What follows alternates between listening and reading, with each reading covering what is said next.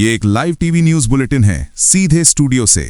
आज की इस विशेष ब्रेकिंग रिपोर्ट में हम आपको उस भू राजनीतिक भूचाल की पूरी कहानी बता रहे हैं जिसने वॉशिंगटन से लेकर तेहरान और तेल अवीव तक सत्ता के गलियारों को हिलाकर रख दिया है। अमेरिका और यूरोप पिछले 70 वर्षों से एक ही सिद्धांत पर चलते आए हैं कि कानून हम बनाएंगे और दुनिया उसे मानेगी। लेकिन आज ईरान ने इस सोच को खुली चुनौती दे दी है और दुनिया के सामने वो शपथ रख दी है जो न व्हाइट हाउस के नाम है, न पेंटागन के नाम और न ही तेल अवीव के नाम, बल्कि ये शपथ है अपने अस्तित्व और आत्मसम्मान के नाम। ईरान ने साफ शब्दों में कहा है कि हमारे मिसाइल और परमाणु कार्यक्रम पर उंगली उठाने से पहले अपने गिरेबान में झांकिए और अपने प्रिय मित्र इजराइल के परमाणु हथियारों की चाबी मेज पर रखिए, तब आकर हमारे गांधी की बात करिए।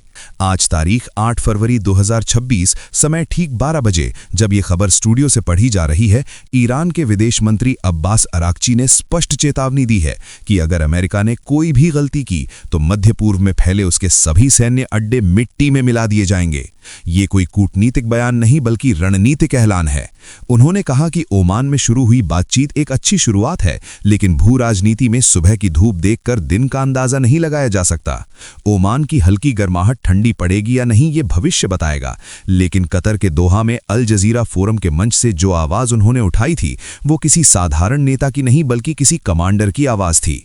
उन्होंने कहा था कि ईरान किसी देश की जमीन पर हमला नहीं करेगा, हमारा किसी से दुश्मनी नहीं है, लेकिन अगर अमेरिका ने हमला किया तो जॉर्डन, कुवैत, बहरीन या कतर, जहां जहां अमेरिकी सैनिक हैं वे हमारे आसान निशाने होंगे।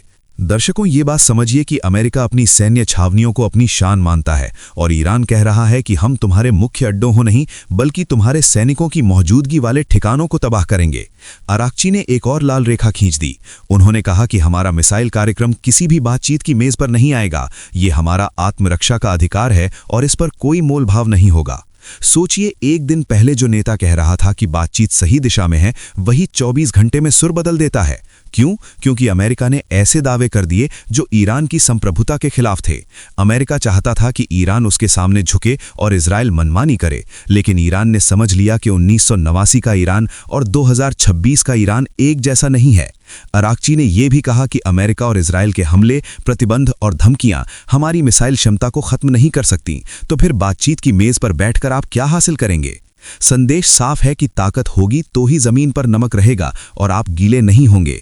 अब आते हैं इस पूरी कहानी के सबसे अहम हिस्से पर, जिसे हम कहेंगे तार्किक चेकमेट। अमेरिका और यूरोप मानवाधिकार और नैतिकता का पाठ पढ़ाते हैं, लेकिन जब उनके अपने लोग या उनके मित्र वही नैतिकता तोड़ते हैं तो वे आंखें मूंद लेते हैं। इसे साफ शब्दों में पाखंड कहा जाता है। अमेरिका ईरान पर दबाव बना रहा था कि अपनी मिसाइलों की रेंज घटाओ, यूरेनियम संवर्धन रोको, परमाणु कार्यक्रम शून्य करो, लेकिन अब ईरान ने पलटकर पूछा कि सिर्फ हमें ही क्यों अपने हथियार छोड़ने पड़े? हमारे प्रिय मित्र इजराइल को क्यों नहीं?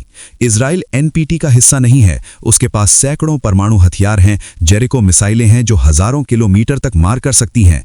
उस पर IAEA का कोई निरीक्षण नहीं। अमेरिका उसे वीटो की ढाल देता है। ईरान ने यही वार किया और कहा कि क्या हम निहत्थे हो जाएं ताकि इजराइल जब चाहे हमला करे? अगर सच में मध्य पूर्व में शांति चाहिए और हथियार मुक्त दुनिया चाहिए तो पहले तेल अवीव जाइए, नेतन्याहू के हाथ से हथियार की चाबी लीजिए, उनकी मिसाइलें नष्ट कीजिए और फिर हमारे पास आइए। उससे पहले एक शब्द भी मत कहिए। इस एक तर्क ने अमेरिका और यूरोप के अतिवादी मुंह बंद कर दिए हैं, क्योंकि उनके पास जवाब नहीं है। वे ये स्वीकार नहीं कर सकते कि इजराइल उनका उपनिवेश है और वे उसके हथियार नहीं छीन सकते। ट्रंप प्रशासन ने सोचा था कि धमकी से ईरान को झुका लेंगे, लेकिन जब ईरान ने कहा कि हमारी आजादी का मतलब है इजराइल का निरस्त्रीकरण, तब वॉशिंगटन की रणनीति ढह गई। ईरान ने कहा कि 60% संवर्धन हमारा अधिकार है और अगर इसे शून्य करना है तो पूरे क्षेत्र को शून्य करो, इजराइल को भी शून्य करो। जब ये शब्द वैश्विक मीडिया में गूंजे तो लंदन से न्यूयॉर्क तक आम लोग समझ गए कि असल में कट्टर कौन है। ईरान की इस साहसी स्थिति ने पश्चिमी राजनीति का गुब्बारा फोड़ दिया। अब सवाल यह है कि अमेरिका ने क्या किया? युद्ध के बाद कमजोर लोग क्या करते हैं? वे ताकत का दिखावा करते हैं। ट्रंप और पेंटागन वही कर रहे हैं। खबर है कि और युद्धपोत, एयरक्राफ्ट कैरियर और पनडुब्बियां भेजी जा रही हैं। दिखने में ये शक्ति प्रदर्शन लगता है, लेकिन विश्लेषण कहता है कि ये आतंक और घबराहट की प्रतिक्रिया है, क्योंकि अमेरिका जानता है कि उसकी बहु अरब डॉलर की नौकाएं अब पहले जैसी सुरक्षित नहीं रहीं। ईरान ने एंटी शिप मिसाइल और ड्रोन तकनीक इतनी आगे बढ़ा ली है कि समुद्र में तैरते महंगे जहाज भी खतरे में हैं। अमेरिका समझता है कि बातचीत से वो ईरान को नहीं रोक पाया और इजराइल को बचाने के लिए उसे मजबूरी में ये कदम उठाना पड़ रहा है। नेतन्याहू बार बार वॉशिंगटन को फोन कर रहे हैं कि कुछ करो, ईरान को रोको, लेकिन अमेरिका अगर हमला करता है तो उसके जहाज उड़ेंगे और अगर चुप रहता है तो ईरान का परमाणु और मिसाइल कार्यक्रम बढ़ेगा। यानी अमेरिका सांप भी नहीं मार पा रहा और लाठी भी नहीं बचा पा रहा। लेकिन कहानी यहीं खत्म नहीं होती। सवाल उठता है कि क्या ईरान अकेले ये चुनौती दे रहा है या उसके पीछे कोई बड़ा सहारा है? जवाब है चीन और रूस। इजराइल दावा कर रहा है कि चीन ईरान की मिसाइल गाइडेंस टेक्निक में मदद कर रहा है। क्यों? क्योंकि इजराइल ताइवान का समर्थन कर रहा है, जो चीन की लाल रेखा है। चीन कह रहा है कि तुम हमारे दुश्मन को हथियार दोगे तो हम तुम्हारे दुश्मन को ताकत देंगे। रूस भी पीछे नहीं। यूक्रेन युद्ध में अमेरिका और ब्रिटेन उसे कमजोर करना चाहते हैं और पुतिन समझते हैं कि मध्य पूर्व सबसे बेहतर मैदान है। रूस ईरान को उन्नत वायु रक्षा प्रणाली और लड़ाकू विमान दे रहा है और ईरान रूस को ड्रोन दे रहा है। यानी रूस, चीन और ईरान का एक नया ध्रुव बन रहा है जो अमेरिका के नियम नहीं मानेगा। उनकी दलील साफ है कि अगर अमेरिका यूक्रेन, इजराइल और ताइवान को हथियार दे सकता है तो हम एक दूसरे की मदद क्यों नहीं कर सकते? मोसाद और CIA इस नई धुरी के सामने हैरान हैं, क्योंकि अब उनके सामने सिर्फ ईरान नहीं बल्कि चीन की अर्थव्यवस्था और रूस का प्रभाव है। इससे दुनिया का शक्ति संतुलन बदल गया है। एक ध्रुवीय व्यवस्था का अंत हो रहा है। ईरान का ये कहना कि पहले इजराइल को निरस्त्र करो सिर्फ राजनीतिक बयान नहीं बल्कि मुस्लिम दुनिया और ग्लोबल साउथ की आवाज है। क्यों एक के लिए 7 मौतें और दूसरों के लिए हजारों? ये साहसी रुख साबित करता है कि किसी को लंबे समय तक जेब में नहीं रखा जा सकता।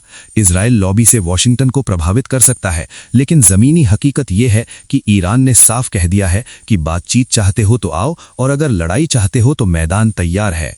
और अब सवाल आपसे है, क्या ईरान की ये शर्त कि पहले इजराइल के हथियार खत्म हो, क्या ये तर्कसंगत है? अपनी राय कमेंट में लिखिए, क्योंकि आपकी राय मायने रखती है।